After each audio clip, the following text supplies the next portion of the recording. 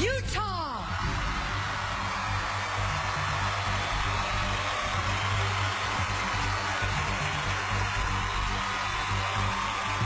Nine women left. The next one we have a place for is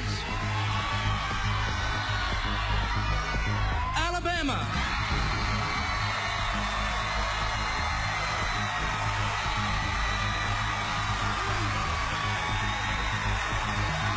Right now, the judges would like to see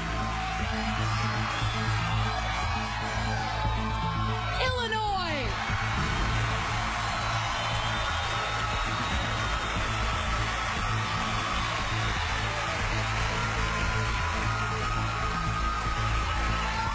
Okay, there are 7 women left.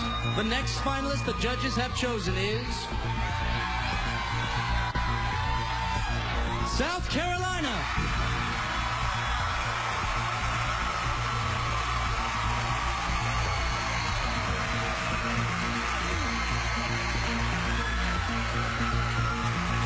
There is only one place left in the judges' top 5, and we can now reveal that it belongs to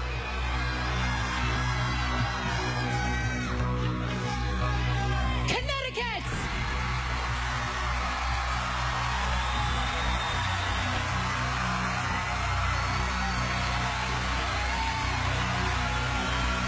Now, everyone, please stay right where you are. Stay right where you are. 5 women have been chosen by the judges, but don't go anywhere yet. Now, to the 5 women who haven't been picked, please come back, ladies. We don't want you to move. Come on back. Don't look so stunned. We actually have quite a surprise for you. You're not out of the competition yet. Our viewers have been tweeting to save one of you and send you into the final round. One and only one of you have been voted to join the judges' top 5. Of the 5 women who remain, the finalist with the most tweets who will now advance to the final round is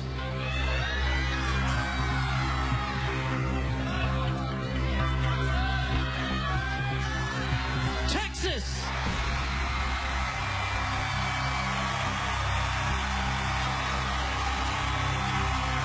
Congratulations to our top 6 finalists.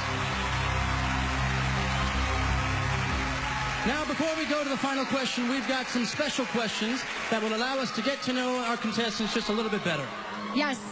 And Nick, remember, what's your phone number is not really considered a special question. I think that's up for debate, actually. Good point. All right, so let's begin now with Utah. Utah, come on over, girl. Utah, tell us why you're an advocate for adoption. My little brother is adopted, and so is my dad. So it's really important to me. It's dear to my heart. And it's something that I want to advocate to the world because it's a great option. And really, my family wouldn't be complete without my little brother who's sitting out in the audience today in his tuxedo. I love you, Justin, wherever you are. Thank you very much. Thank you, Utah. Let's have Alabama.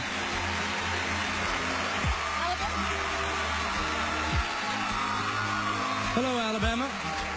Now, we hear you're so organized that you even pack a suitcase a special way. Please explain. I did. I'm a little bit OCD when I pack, and I think I get that from my dad, but I had bags inside of bags inside of bags, and each bag was categorized. So I had like a nail polish bag, a bathroom bag, a shoe pad bag. It was a lot of different bags, and it took a while, but when I got here, I knew where everything was, and I was very organized. It's a lot of bags. Thank you, Alabama. Illinois, come on over, girl. Hey there. Hey there. We hear you have some very interesting family traditions. So tell us about your annual egg cracking contest. I had a feeling this would come up. Every Easter, we've been doing it since I can remember.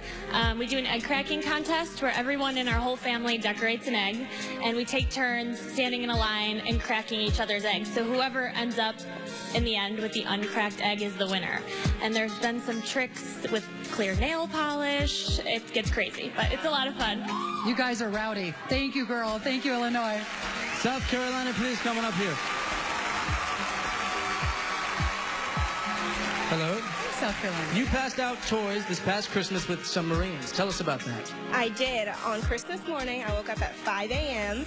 and went throughout my hometown passing out toys to children. And it was really, really special because most of these kids had already woken up to no toys. And it was just so nice to see their faces when I was able to give them toys. But what really touched my heart was seeing the parents' faces and seeing how grateful and how thankful they were for just all the donations. Good girl. Thank you, South Carolina. All right, Connecticut, please join us. Connecticut, you said the rise of social media is challenging for young people. What did you mean by that?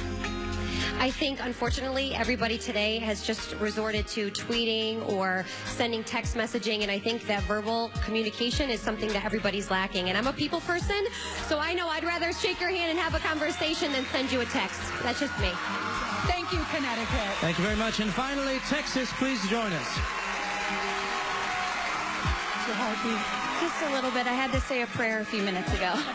Texas, tell us about the time you met Jamie Foxx. Yes, well, I've actually never been starstruck by anyone in my entire life, and I was actually in Washington giving away a home to a wounded soldier. I paired up with Blue Cross and Blue Shield of Texas to give that away, and I was in the little corridor backstage, and he walked right in the door right in front of me, and I was speechless. I had nothing to say, but can I take a picture with you? So that's all that came out. But did he take the picture with you? Yes, he was very friendly and so nice, and he's from Texas. All right, very good. Thank you, Texas. Well, it's been nice to get to know all of you a little better. Now, I got to say, the questions are only going to get harder from here when we turn the judges loose on all of you, and that is up next. But right now, we're going to give our finalists a chance to take a deep breath before they face the final question, Nick. Let's take a look at how all the contestants spent their unforgettable week here. Our contestants